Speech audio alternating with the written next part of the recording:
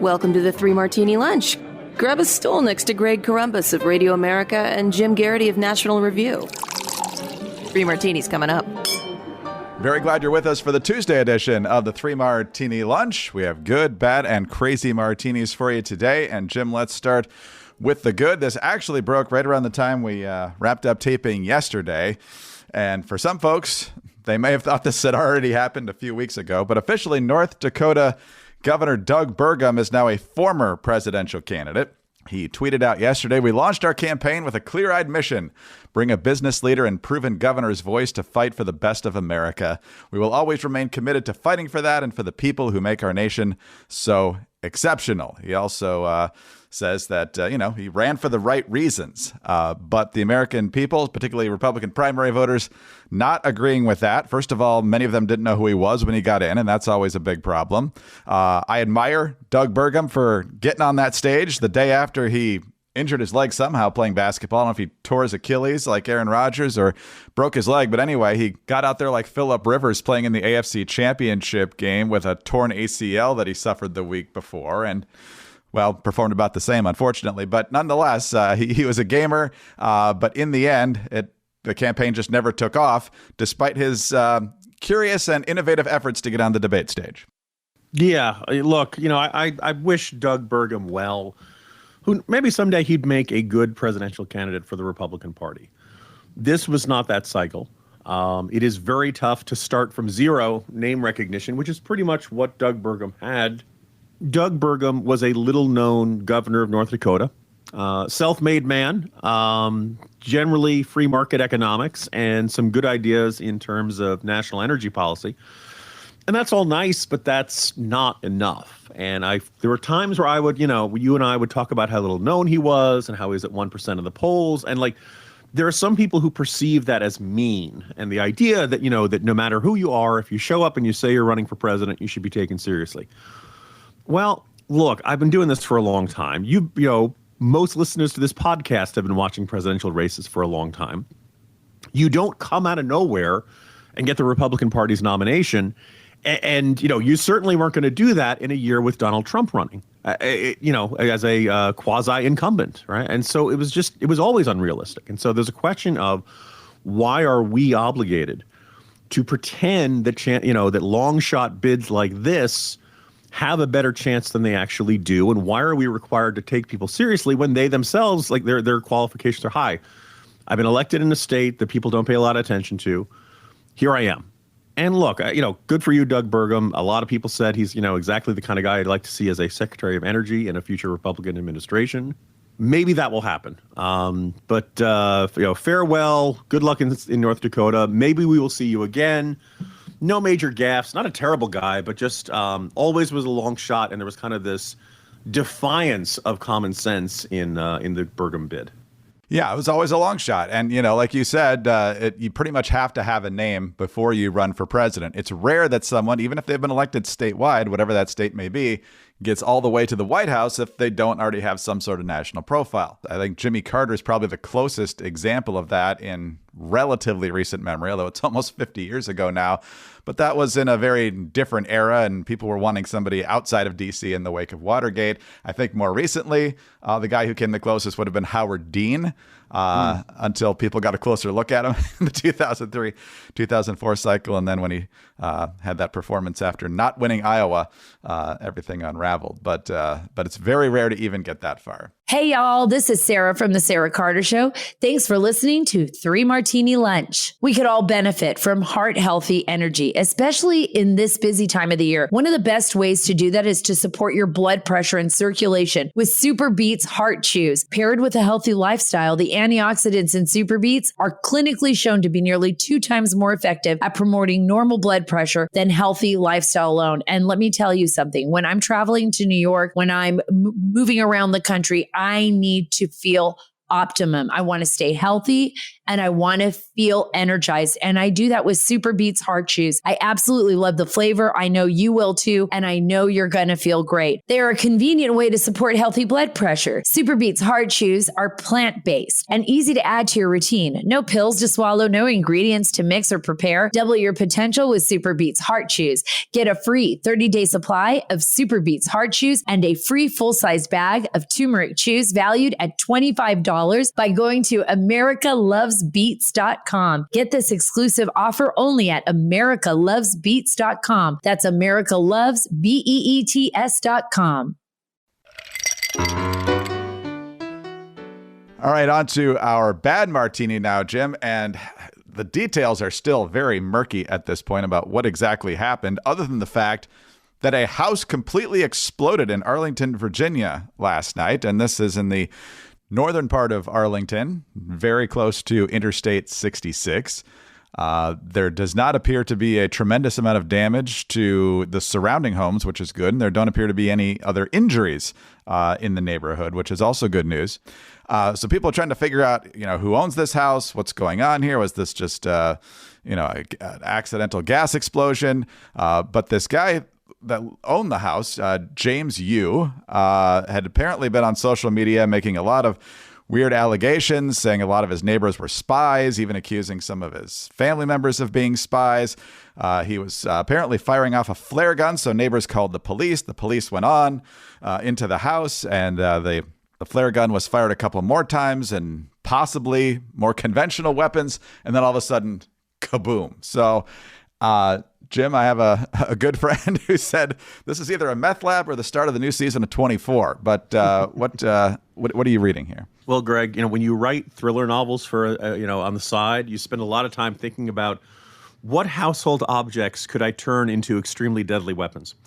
And chances are, if you watch enough action movies and thrillers, as you and I are connoisseurs of, particularly of the 80s and 90s variety, you and I all know that if, God forbid, someone broke into our house and tried to take ourselves and our families hostage and all that kind of stuff, because we are fully insured, we would immediately break the gas line, get natural gas silently leaking into our kitchen, and then either start some sort of fire or you put something metal in the microwave. That'll create sparks. The sparks will ignite the natural gas and will blow up your kitchen, which is going to, it's going to suck. No two ways about that. And particularly, listeners know I just had the entire kitchen remodeled, and that took, I believe, that was like 4 or 5 years. It felt like, and we spent roughly something akin to the national debt sum on that thing. But anyway, you blow it up, and that's how you blow up the bad guys. And my first thought was he's firing flare guns, and then you see a giant explosion. I wonder if he did do try to pull one of these stunts in an action movie. We're joking around about this in parts because we kind of have to, because this is scary. It's not directly in my neck of the woods, but not too far away. And it reminded me, these reports of the strange beliefs of this guy, of the guy who blew up a chunk of, was it downtown Nashville, who believed in lizard people? Was the guy put his camper? The Christmas bomber, yeah. Yeah, and he believed in lizard people. He believed that, lizard people, aliens, I guess kind of like from V, Jane Badler, all that kind of stuff. We're big on pop culture references today. Yes. That he believed in them, and he believed there was an evil conspiracy, and he decided to kill himself, and to do so in the most, I think he was the only person who was killed, but it was terrifying that he had, set off this giant explosion in the middle of a, major American city on Christmas Day. Had he chosen to do it on some other day, he could have killed many, many people. And we live in a country where I suspect almost every listener to this podcast has had some experience where you're talking with somebody and this person seemed normal, and then all of a sudden they insist that the moon is made of green cheese, or they believe in a vast conspiracy of who killed JFK, or the moon landing was fake. They have some crazy belief. Adam Gase was a good coach, something like that. And they, you're like, oh, wow. And most of the time you can let these people live. I really feel like, in this world, particularly in a free society, everybody kind of has to march to the beat of their own drummer. And most of these times, these people are not harmful to them, to others, or to themselves. But sometimes they are. And because these people tend to be loners, and because these people tend to be isolated, sometimes you can see red flags, or red flags that seem very clear in retrospect, as it appears to be from this guy's social media postings, speculating that everybody around him is a spy and all that kind of stuff. But anyway, very scary. It's kind of a breaking news story as we're recording this. Perhaps we'll know more in the coming days. But yeah, nothing like hearing about an exploding house not too far, from your neck of the woods to, put you into that, if not the Christmas spirit, Greg, maybe it's the Die Hard spirit. Yeah, it could certainly be. And by the way, if you haven't watched V, I don't know how well it holds up 40 years later, but it's good stuff. And some other time we'll have to go into why we don't have good miniseries anymore. But if you were in grade school and you were not allowed to stay up late to watch it, but you caught the commercials, it looked like the coolest, scariest, most intense thing ever. Oh yeah. Oh, I got to watch it. It was fantastic. It was fantastic. Lenient standards in that Columbus house. It pays to be the youngest. Let me tell you. Yeah, truly bizarre. And this is, of course, the type of story that could lead to 1,000 different conspiracy theories. And all I can say to the authorities is, tell us everything you can. The more you hide, the more you keep classified in a situation like this, the more people will assume you're hiding something significant, and they'll come up with their own ideas to fill in the gaps. Just tell us the truth. All right, let's talk about our fantastic sponsor for the day. I'll tell you the truth about this, the fantastic products at 4 Patriots. Look, we've got the new Patriot Power Generator 2000X. Been talking about it for a few weeks now. It's new and improved, a solar generator that charges more devices for longer in a blackout. It now has double the capacity and more peak power than it did in the previous models, plus new expandable capability for even more power. Use the Patriot Power Generator inside your home to power a fridge, a freezer, medical devices, and a whole lot more. It comes ready to use, never needs gas because it comes with a solar panel. It's fume-free, it's silent, it's safe, 100% satisfaction guaranteed. And don't forget about the best-selling survival food kits, as well as other fantastic devices, including the Sun Kettle Solar Cooker and the Patriot Power Blender. Visit 4patriots.com/martini to see this week's discounts and deals before they are gone, and get free shipping on orders over $97. Save more and get peace of mind now by going to the number 4patriots.com/martini. That's 4patriots.com/martini. All right, on to our crazy martini now, Jim. And after that story, we definitely need something a little more lighthearted. And Senator John Fetterman, former Congressman George Santos, and indirectly New Jersey Senator Bob Menendez have given us that. So you might have seen when he was on The View last week, Senator Fetterman saying just moments after George Santos had been expelled from the House, "All right, Senate, what's your excuse for not kicking out Bob Menendez after this truckload of allegations that he was on the take from the Egyptian government?" Well, not leaving it there, Fetterman and his trolling enterprise reached out to George Santos through the Cameo program, where you can pay famous people to record short messages and send them to other people. This is what Fetterman had Santos say to Menendez. "Hey, Bobby, look, I don't think I need to tell you, but these people that want to make you get in trouble and want to kick you out and make you run away, you make them put up or shut up. You stand your ground, sir, and don't get bogged down by all the haters out there. Stay strong. Merry Christmas."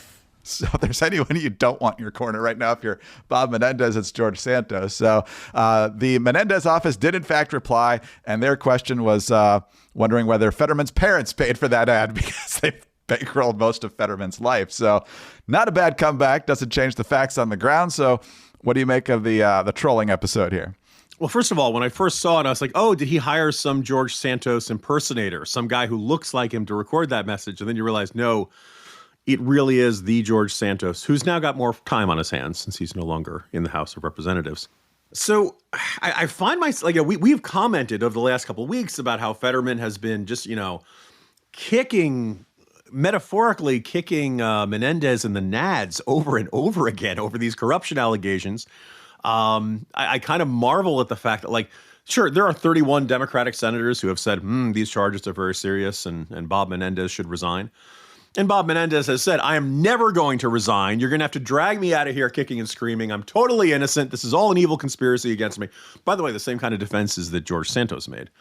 I can understand people's concerns about throwing somebody out of the House or out of the Senate before they're convicted. But if you look at all the details in the indictment of both Santos and of Menendez, And then you look at their press statements after that. There is no alternate sequence of events. There is no innocent explanation for all of these things. The claim from Santos was always that everybody was out to get him and this was a witch hunt, et cetera, et cetera. And Menendez has offered the same. This is all part of a plot to get me. He doesn't explain the gold bars. He doesn't, for the ties to Egypt. The money sold into, sewn into his suit, the $500,000 in cash. He said it was perfectly normal. No, it's not perfectly normal to have $500,000 in cash lying around your house. So that's one of the reasons why I don't think there is any innocent explanation and that this is all a misunderstanding. I think Bob Menendez is guilty as sin. So I think Fetterman is completely in the right here. And so the other thing which I was just been thinking about lately, look, there are a lot of Democratic senators who issued statements in support of Israel. Fetterman went to that rally on the National Mall with the draped the Israeli flag around his shoulders like Superman. Like when he does something 110%. And so, look, I suppose over a 6-year run, Mehmet Oz, the Republican nominee who lost to Fetterman, probably would have been better for conservatives on a wider variety of issues. But Greg, I don't know about you, but considering how vehemently Fetterman has, stood up for Israel, stood up against anti-Semitism, called out people on his own side, including the Squad, called out those protesters in the streets of Philadelphia last night, and how he keeps kicking the patootie of Menendez, when I think a lot of other Democrats would kind of like to avert their eyes and hope everybody forgets about it. Would Mehmet Oz have been as good, at least on these two issues? I'm not so sure.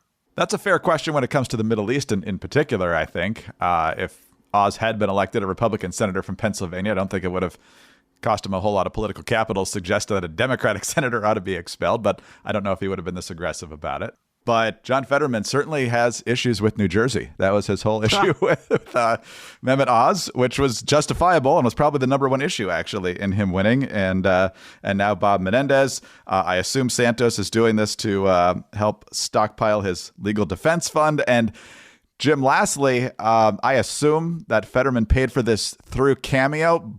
But if I were him, I would get new credit card numbers anyway, because if George Santos has access to any of this, you're really, really going to want new credit card numbers. That's a very good point. Yeah. Also, as I put in my assessment about why the Senate probably ought to get rid of Menendez, the same way the House got rid of Santos, when you steal the credit card number of your colleague's mother, you're really just asking to get thrown out. You're effectively begging to get thrown out because people will theft is one thing, but you steal from my mom. People are going to take that personally. Yeah, that tends to get a little more raw than just stealing from the random donor, which he also did many times over. We're saying that's right. We're just saying that, people tend to, people don't forget it when you steal from their mother. Jim, that is a crazy way to end the day for sure. We'll do it again tomorrow. See you then. See you tomorrow, Greg. Jim Garrity, National Review. I'm Greg Corombos of Radio America. Thanks so much for being with us today. And do subscribe to the podcast if you don't already. Please tell your friends about us as well. Thanks also for your 5-star ratings and your kind reviews. Please keep those coming. Also get us on your home devices. All you need to say, play 3 Martini Lunch podcast. Follow us on X. He's at Jim Garrity. I'm at Dateline_DC. Have a tremendous Tuesday and join us again on Wednesday for the next 3 Martini Lunch.